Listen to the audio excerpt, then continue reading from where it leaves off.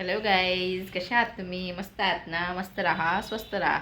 आता लाडू झाली आहे झोप. आता लाडू झोपेतून उठली आहे. बघा कशी छान क्यूट दिसत आहे माझं बाळ.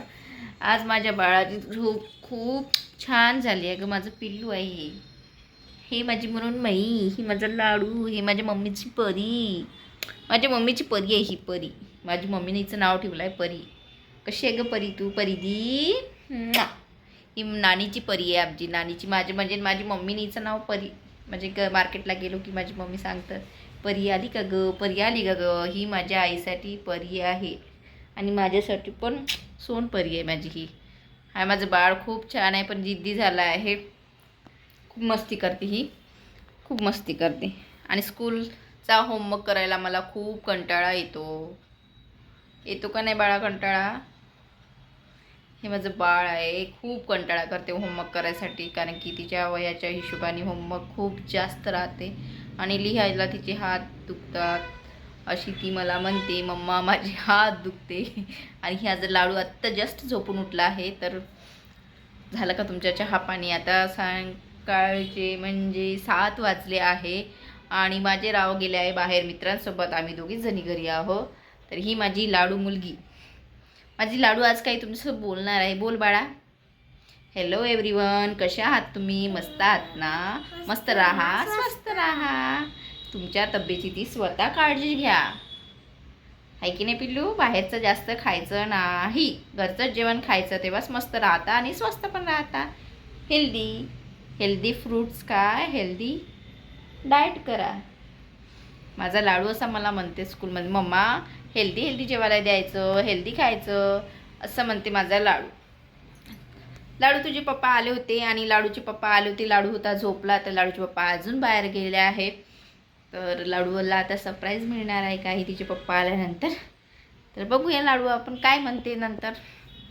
लाडू, आज स्कूलमध्ये काय होमवर्क दिला तुला? लाडू तुला कंटाळा येते का ग होमवर्क करायचा? लाडूला येते कंटाळा. लाडू म्हणते, मम्मा किती होमवर्क देते ग, माझे हात दुखून जाते. माझी लाडू किती स्मार्ट आहे ना. कोणत्या पण आईला आपलं मुलगी मुलगा सगळ्यांना सुंदरच वाटते आणि तशी पण मला माझी मुलगी खूप आवडते. मला एकाच गोष्टीचा म्हणजे तिचा त्रास आहे. मला खूप जिद्द करते आणि रडते.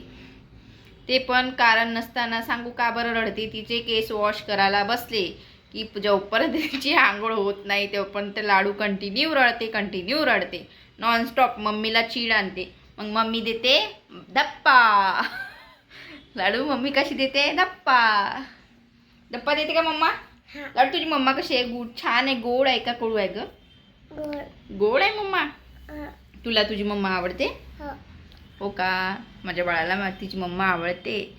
आणि आज लाडू माझा खूप सुंदर. माझं दृष्ट नको लागो रे बाबा, कोणाचंच नको लागो माझ्या बाळाला. अशीच हे हसत खेळत राहावं माझं बाळ. अशी गुणी माझी मुलगी, पापाची लड्डू आहे तो लड्डू. हिचं तुम्ही विचार करस का, इतकं छान मुलगी, हिचं नाव असं कसं काय ठेवलं लड्डू? ही होती छोटी होती तेव्हा, तुम्ही बघत असाल ब्लॉगमध्ये, छान गब्बू आणि लड्डू होती माझी मुलगी. त्यामुळे हिच्या बडी मम्मीने हिचं नाव ठेवलं लड्डू. मग हिच्या बडी मम्मीने नाव ठेवलं लड्डू, तर सगळेजण लड्डूच म्हणतो. आम्ही पण लाडाने तिला लड्डूच म्हणतो. आता थोडी मोठी होत लागली तर असं वाटते तिला की नाही म्हणायला पाहिजे लड्डू, पण आमच्या तोंडात ते लड्डू नाव बसलंय तर आम्ही तिला लड्डू असं म्हणते. तर तुम्ही सांगा लड्डू नाव कसं वाटते? आम्हाला तर छान वाटते. तुम्ही सांगा कमेंटमध्ये. आणि हे लाडू पण कशी वाटते? लाडू खूप शरारती झाली आहे आणि मस्ती खूप करते आणि प्रत्येक गोष्टीची जिद्द ही चांगली नसते. तिला कितीदा सांगतो, म्हणजे असं खाण्यासाठी वगैरे काही नाही, कोणत्याच गोष्टीसाठी नाही, पण तिला जे पाहिजे ते पाहिजे. म्हणजे घरच्या ज्या वस्तू टेस्टी खायला पाहिजे.